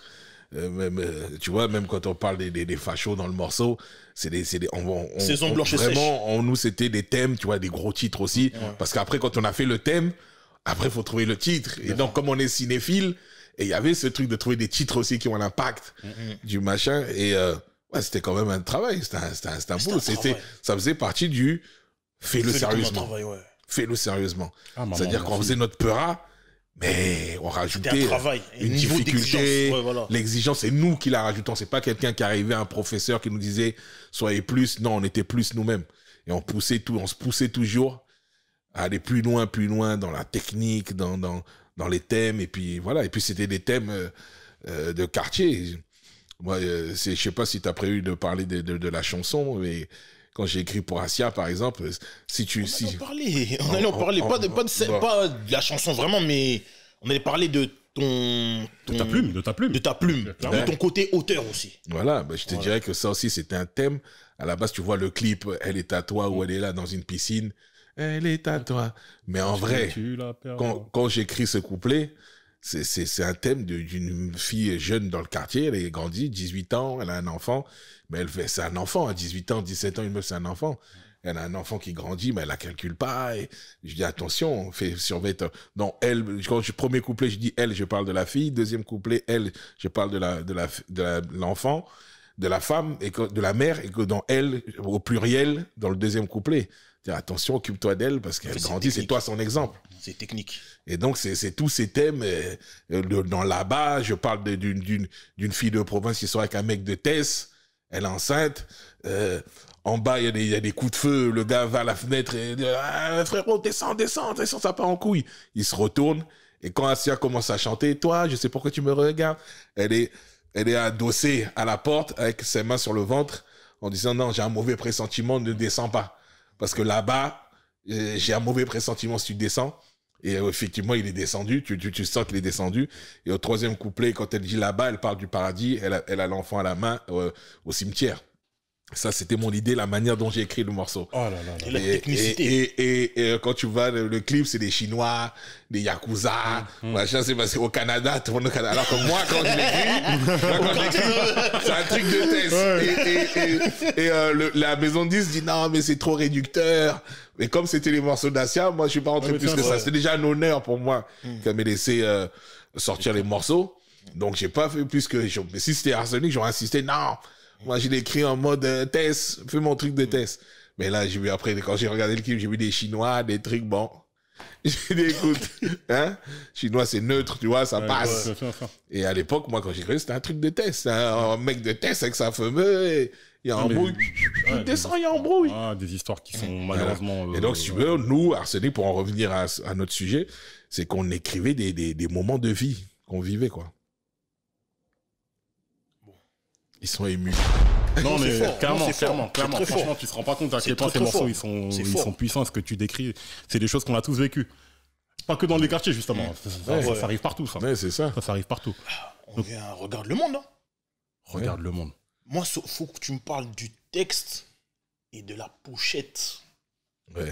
Ah, Parce que magnifique. la pochette, là, C'est que la pochette, il faut la décrire. Histoire, Il parce faut qu'en la plus, décrire. De toute façon, on va mettre l'insert, on va vous montrer. tu vois, la pochette, c'est la même qu'Arsenic, mais sauf que c'est nos enfants dessus. La fille de Lino, qui est assise, elle a voulu ça. Tu vois, on avait fait la même pose que nous. On avait fait la même pose que nous, mais mon fils, il a pas pu. Il venait à peine d'apprendre de marcher, et la face qu'il fait quand il est assis par terre, il fait tomber le jouet. Ben ça, on a gardé celle-là parce que c'était l'instinct, tu vois. On a voulu refaire la pochette d'Arsenic. Donc, la petite de Lino, elle est bien assise, un peu comme Lino, et mon fils devait être assis à côté. Et là, il se baladait, il avait 1 an à peine. Il venait juste d'apprendre à marcher peut-être la veille. C'est beau. C'est-à-dire, faut savoir que mon fils a marché peut-être la veille de la photo. Ah ouais. Il y avait le match je m'en souviendrai toute ma vie. Il marchait en tenant les meubles comme ça, caca doucement. Et moi, j'étais un peu éloigné. Il y avait le match de Brésil-Allemagne. Je me rappelle, finale de Coupe du Monde 2002. Ouais. But de Ronaldo. Mon fils, il était là, il marchait sur la table. Moi, je crie, donc double combo. Je crie, waouh, sur le but de Ronaldo. Mon fils, il sursaute et il se retourne vers moi. Il a eu peur et puis il vient comme ça, en marchant. Je fais, waouh, double waouh. Et là, il marche jusqu'à moi comme ça. Et là, c'est là où il a appris à marcher. Donc, dans le clip, même quand tu vois, il marche un peu, il tient la télé. C'est là où il avait appris à marcher, mon fils. C'est beau, c'est beau. Ah, mais c'est un moment de vie terrible. Mais c'est beau parce que ça, c'est un testament que tu laisses à Ah ton oui, fils. Clairement. la vie, là, maintenant, il est plus grand que moi. Il est machin. Alors que là, toute la vie, il se regardera dans ce clip où il est bébé. Non, mais surtout, déjà, visuellement, mais même dans les paroles, ce que tu dis. Ce que tu décris, en fait, en réalité, tu décris ce que beaucoup de pères, c'est comme le mec qui t'a arrêté, hein, ce que beaucoup de pères veulent dire à leurs enfants. Ouais. Regarde le monde, comme il était, les difficultés de la vie. Voilà, tu vas être confronté à ceci, à cela, fais attention aux filles, fais attention aux drogues, fais attention à tous les trucs. Tes parents, écoute tes parents. Non, c'était vraiment fort. Et même le refrain, quand on arrive, les chœurs dedans. On va mettre, on sent qu'il y a des chœurs gospel qu'on peut mettre dedans. Regarde tout ça. le monde. Ah, c'était vraiment deep et bien fait, en fait. Sans ce côté moralisateur, parce qu'on pourrait penser que c'est un truc, les pères la morale ou je sais pas quoi, alors que non. Mais on le disait souvent ça avec le boss, on disait, on n'est pas là pour faire la morale. On décrit des situations de vie, des moments de vie, on décrit une réalité. On vit, mais on fait pas la morale. Chacun. Non, voilà. mais même, tu donnes ton avis aussi. Parce que quand tu dis tu ne gagneras jamais rien, suivre le troupeau. Ah oui. Parce que c'est du vécu, c'est ton vécu qui parle. C'est mon propre vécu. Voilà. Donc je le dis comme je le tenais. Moi je le dis même dans le truc, j'ai dit dans mon nouveau EP, j'ai ressorti un morceau Regarde le monde 2. Où je dis tes conneries, je les ai faites. Maintenant tu peux te poser. J'ai dit à mon fils et Calbo, moi j'ai dit j'étais un berger parce que j'ai jamais suivi le troupeau moi. Donc c'est un peu la suite, j'ai écrit dans le nouveau EP que je vais lancer. Je vais envoyer, je dis justement à mon fils, et mon fils a grandi avec ça. Jusqu'aujourd'hui, comme mon fils est mon premier fan. Donc il connaît mes morceaux même qui sont jamais sortis, les morceaux que je vais sortir dans le EP, il les connaît tous par cœur. Donc il a grandi avec ces mots. Moi je l'ai toujours dit, moi quand j'étais petit au quartier, on était 50, 49 allait à droite, j'allais à gauche. Et personne n'avait rien à dire. Il disait, mon fils, ça a toujours été ça. C'est ça, justement, l'image du mouton et du berger. Moi, j'ai grandi avec des fumeurs et des buveurs. Je buvais pas, je fumais pas. C'est tout. Et j'étais tous les jours avec eux. Hein. On est pareil que toi. Et j'étais tous les jours avec eux. Ouais. Donc, c'est la ce que force de caractère voilà, qu'il faut c'est ce pour que ça. j'ai transmis à mon fils. J'ai dit, c'est pas parce qu'on est plein que tout le monde fait une connerie que toi, tu vas la faire. Bien sûr. C'est pas parce que tout le monde va à droite que tu peux pas aller à gauche. Fais ton truc. Et justement, personne ne te dira rien. Et comme j'ai toujours montré ce truc-là, bah, les gars savaient que, mais non, mais Galbo, tu peux pas l'engrainer. Mais non. Ouais.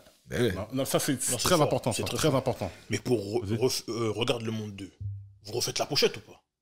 Dans Regarde le Monde 2. Vous la refaites ou pas? Dans Regarde le Monde 2. Ouais. Ah, la pochette, si je refais la pochette, ben pourquoi pas? Il faut refaire. Il y a beaucoup de choses. Et puis moi, j'aime bien, tu sais, ça y est, c'est maintenant la couleur. Regarde, quand j'ai écrit Calbo, le logo, c'est presque arsenic, tu vois. Bien sûr, bien sûr. Et même la manière de la couve du livre, c'est du Non, arsenic. bien sûr, complètement. Donc C'est votre marque de fabrique. c'est resté, on peut pas faire autrement maintenant. Mais demain, peut-être que le futur album d'Arsenic, on va être assis dans une forêt, moi, on sera sur un canapé. Et moi, je te le dis. Ou sur le toit du tour, moi, on sera sur un canapé. Non, mais Calbo, tu te rends pas compte qu'il y a 2 canapés qui sont connus dans le monde. Ouais. Il y a le canapé des Simpsons et le canapé d'Arsenic. Ah ouais, je te dis. Et celui de Drucker. Ouais, mais iconiques comme ça, qui sont vraiment représentatifs du tu truc. peux pas. Mais c'est incroyable. Ben oui, regarde Bleu Mode, quand il nous appelle pour faire une photo, il met un canapé au bord de la mer à 7 là-bas. Et je suis obligé de mettre le canapé. Donc, nous, c'est toujours canapé maintenant. Canapé sur Mars. Mais ce canapé-là, il est pas à vendre aux enchères, un Je truc sais comme même ça. pas où il est. Le gars, il doit l'avoir quelque part, il doit se dire, c'est vrai. C'est le canapé de Arsenic studio. et tout. Il y Ah a ouais. des mecs. Wow. Notre pote, Ah ouais, on c'est a un un truc, pote à nous, là, lui, il serait capable de l'acheter. Ah oui, le collectionneur. Bah, vas-y, c'est quoi le prochain moi Poison. Ah ouais, ça là. La prise de risque, elle est terrible. Moi, Incroyable. personnellement, au niveau de la sonorité, c'est une grande prise de risque en vérité. Ouais. Après les couplets, de toute façon, vous êtes Là, c'est coutumé du Sully fait. vous Biwax savez. qui est arrivé avec sa nouvelle touche. Comme tu dis, c'était un rappeur, c'était un carré. Donc il était déjà en avance. Et puis la sonorité, c'était boum boum. Et puis nous, on aimait les morceaux bagarres. Tu vois, on a fait les box avec les mots. Et ce son, bah, il était fait pour nous. Donc Poison, quand il arrive. Bah ouais. En plus, t'as vu, il y a des effets dans le clip. C'est des nouveaux que trucs. Tu vois, quand ça tourne la C'est une caméra. prise de risque. Je me rappelle, le mec avait une caméra où il y avait plein d'objectifs comme ça. C'était un nouveau truc pour faire le tour, Comme là, Matrix, quand on avait. ouais. Voilà. Comme Matrix, tout ça. le Et c'était en Matrix, Suisse, on était en Suisse dans un truc spécial là-bas. C'était. Là, on commençait, là, il y avait maintenant des budgets, c'était plus box avec les mots, avec juste l'ampoule et la cave, tu vois. On commençait à voir. Sponsorisé chez Scott, on avait maintenant les blousons Scott, Jia et Scott, tu vois. Bien sûr, On bien était sûr. passé. Et donc, ouais, c'était charmé. Tu vois, on commençait- Toujours le même kung-fu. En vérité, Toujours. c'est les moyens, ça a évolué, tout ça, ça a mais c'est évolué, toujours mais les nous, on mêmes restait mecs, toujours pas. la Ah même non, mais passion, le même musicalement, on n'a jamais essayé de nous travestir, tout ça. On a toujours été dans ce truc de faites votre truc. Et puis. Bah, vous avez déjà votre douane à vous. Ah oui. C'est-à-dire qu'il n'y a même pas besoin de Ah ouais, façonner. pas besoin. Le truc, il est déjà façonné. C'est-à-dire que le mec qui te ramène le truc, il est déjà poli, tout propre. Ouais. Tiens. Et puis c'était comme ça. À l'époque, c'était tiens mon délire et puis va le vendre. Hein. Ben, nous, c'est ça. Il n'y a pas de. Les gens ne venaient pas en studio écouter les morceaux. Pas de calcul, mais c'est surtout que on se rend pas compte parce que nous, voilà, on était des mecs de cité, on avait l'impression qu'il y avait que nous qui kiffions ce que vous faisiez. Mais Mais non, c'est quand t'allais dans les concerts, dans les trucs, tu Ah ouais. regardes autour de toi, tu te dis ah ouais, en fait, ouais. les mecs qui touchent des mecs, tu vois, des mecs, des banquiers, costard cravate, Ah ouais, bien sûr. Ils sont là, ils rappellent les morceaux par cœur. c'est ça. C'est franchement. c'est Quand tu franchement magnifique. découvres et tu pousses le truc loin, c'est ça. Moi, je me rappelle là où j'en avais vraiment senti qu'on avait fait un truc de ouf. Là, tu sais, nous, c'était naturel de rapper comme ça, mais là où j'avais vraiment senti qu'on avait fait un truc balèze, c'est quand on avait fait le 432, la compile. Rime et châtiment. Avec mes châtiments. J'allais y venir en plus. Ouais. Parce que j'allais demander l'importance des films. L'importance des films de votre carrière. Mais beaucoup. L'intro de ce morceau-là, Ouais. c'est le bon, la brute et Le le bon, la truc. brute et la Je veux dire, truand. attention, C'était ils sont ça. deux. Ils ne font pas de cadeaux. Et ça vont venir colle nous avec chercher. le truc. Ah Tu ouais. vois ce que je veux dire ou pas? Ouais. T'as ça, Ça, c'est fort, ça. l'enfer remonte à la surface. Quand ils prennent la partie du Joker, Ouais. que dit j'aimerais savoir, n'as-tu jamais dansé avec le diable au clair de lune, hein? Tu voudrais tout de même pas me prendre pour une poire. Pour moi, c'est le meilleur Joker de tous les Batman. Jack Ouais. Nicholson. Ouais. Il y a ça. Il y a... Même dans Baltrap, je ne veux plus que sa mère le reconnaisse plus. Dans Sex, Pouvoir et Bifton aussi. Mais c'est dans quel film là? Je sais ce que je veux. Ouais. Tu sais c'est quoi mon but? Je n'en putain de bourgeois. Je ne veux plus serrer les pompes d'un... Non. Je veux plus serrer les pompes d'un enculé. Pour avoir quoi vivre. Ouais, c'est ça. Non, mais l'importance des films. Ouais. En fait, Je veux que même sa mère ne le reconnaisse plus. Mais c'est dans quel film, ça? Baltrap 2. C'est dans Baltrap 2 ça. Mais c'est dans quel Non, film, c'est ça? dans le Baltrap. Je veux que même sa mère... C'est un film de Kung Fu. Un film de Kung Fu. Big up pour Zadji, t'as vu, j'ai demandé. Il se courser, ça, dans Baltrap il se 1. courser, rattraper. Mais même je dans veux le que même 2. sa mère ne le Même dans le reconnaisse 2 avec Tequila. Quand Ouais. je veux que même sa mère ne le reconnaisse plus. Ouais. Ouais. Mais en fait, tu vois, l'importance de toutes ces interludes, le film et tout. On sent aussi la patte Wu-Tang et tout, où tu crées du lien. C'est là où je vais te dire un Dans truc le film très fort. Killer, tout ça. C'est là où je vais te dire un truc très fort. À toute épreuve, je ne savais pas que c'était un film. Ah ouais. Il a fallu que j'écoute par où t'es rentré, je t'ai pas vu sortir, pour savoir que pas droit à l'erreur. C'est l'heure, on y va. À toute épreuve, on ira jusqu'au bout, mon gars, tu verras. Ouais. À toute épreuve. Lino aussi, il vient. À toute épreuve aussi, il dit ça dans son couplet. J'ai dit, mais à toute épreuve, c'est quoi?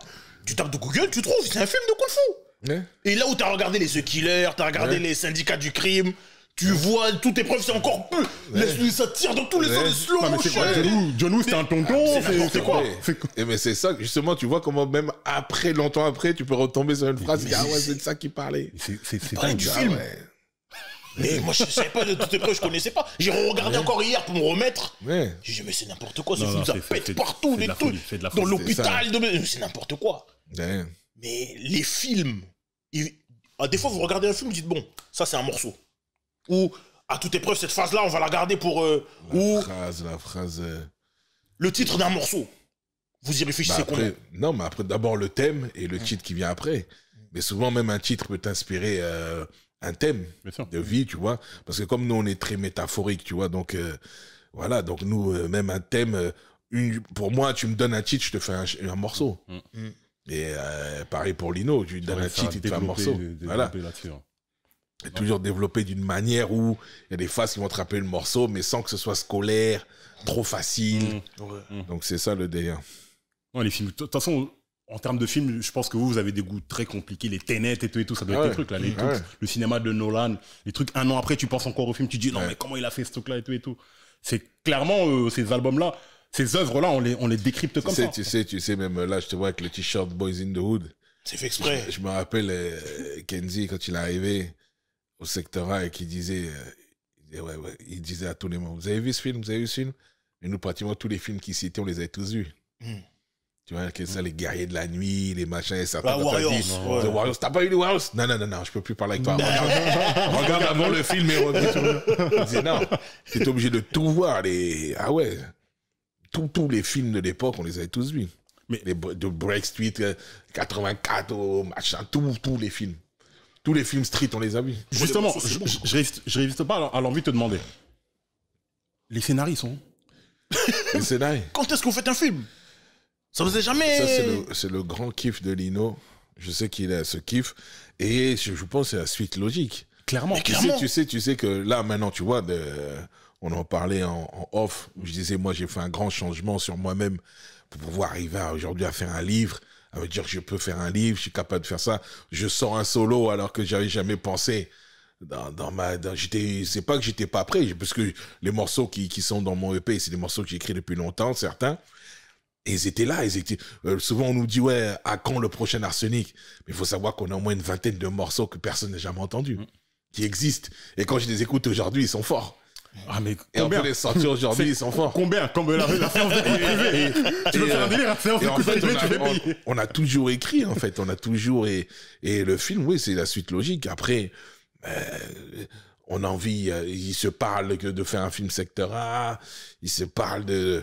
Bien sûr, même aujourd'hui, quand tu lis ce bouquin, je me rappelle, je le lance bas, j'étais avec Mouloud, il m'a dit, mais Calbo, moi, je peux sortir le film de ton bouquin. Parce que ça, comme je parle de secteur A, Bissot, gars, si tu fais juste le bouquin... Clairement. C'est des histoires. Même au-delà d'un film sur vous, en fait, Lino et toi, vous avez une telle culture cinématographique, Vous êtes des un cinéphiles, regard, clairement. vous avez un goût de la métaphore que je te dis. Vous écrivez un scénario, mais le scénario, non, il va mais être c'est ouf. Sur une histoire qui n'a rien à voir avec le rap, ou je sais pas quoi. Je me Donc, suis faut essayé faire une déjà à histoire. faire un scénar, tout ça. Après, c'est toujours sans prétention, mais demain, si je me pense... Et puis, je m'interdis plus rien. Bien sûr. À l'heure où on parle, là, tout de suite, je ne m'interdis plus rien. Donc, j'ai joué avec mon frère Jida Jafat, qui avait Chokdi. Donc, Chokdi, c'est un boxeur, boxe-taille. Jida Jafat, c'est un gars de Villiers, donc c'est un grand de chez nous. Ok.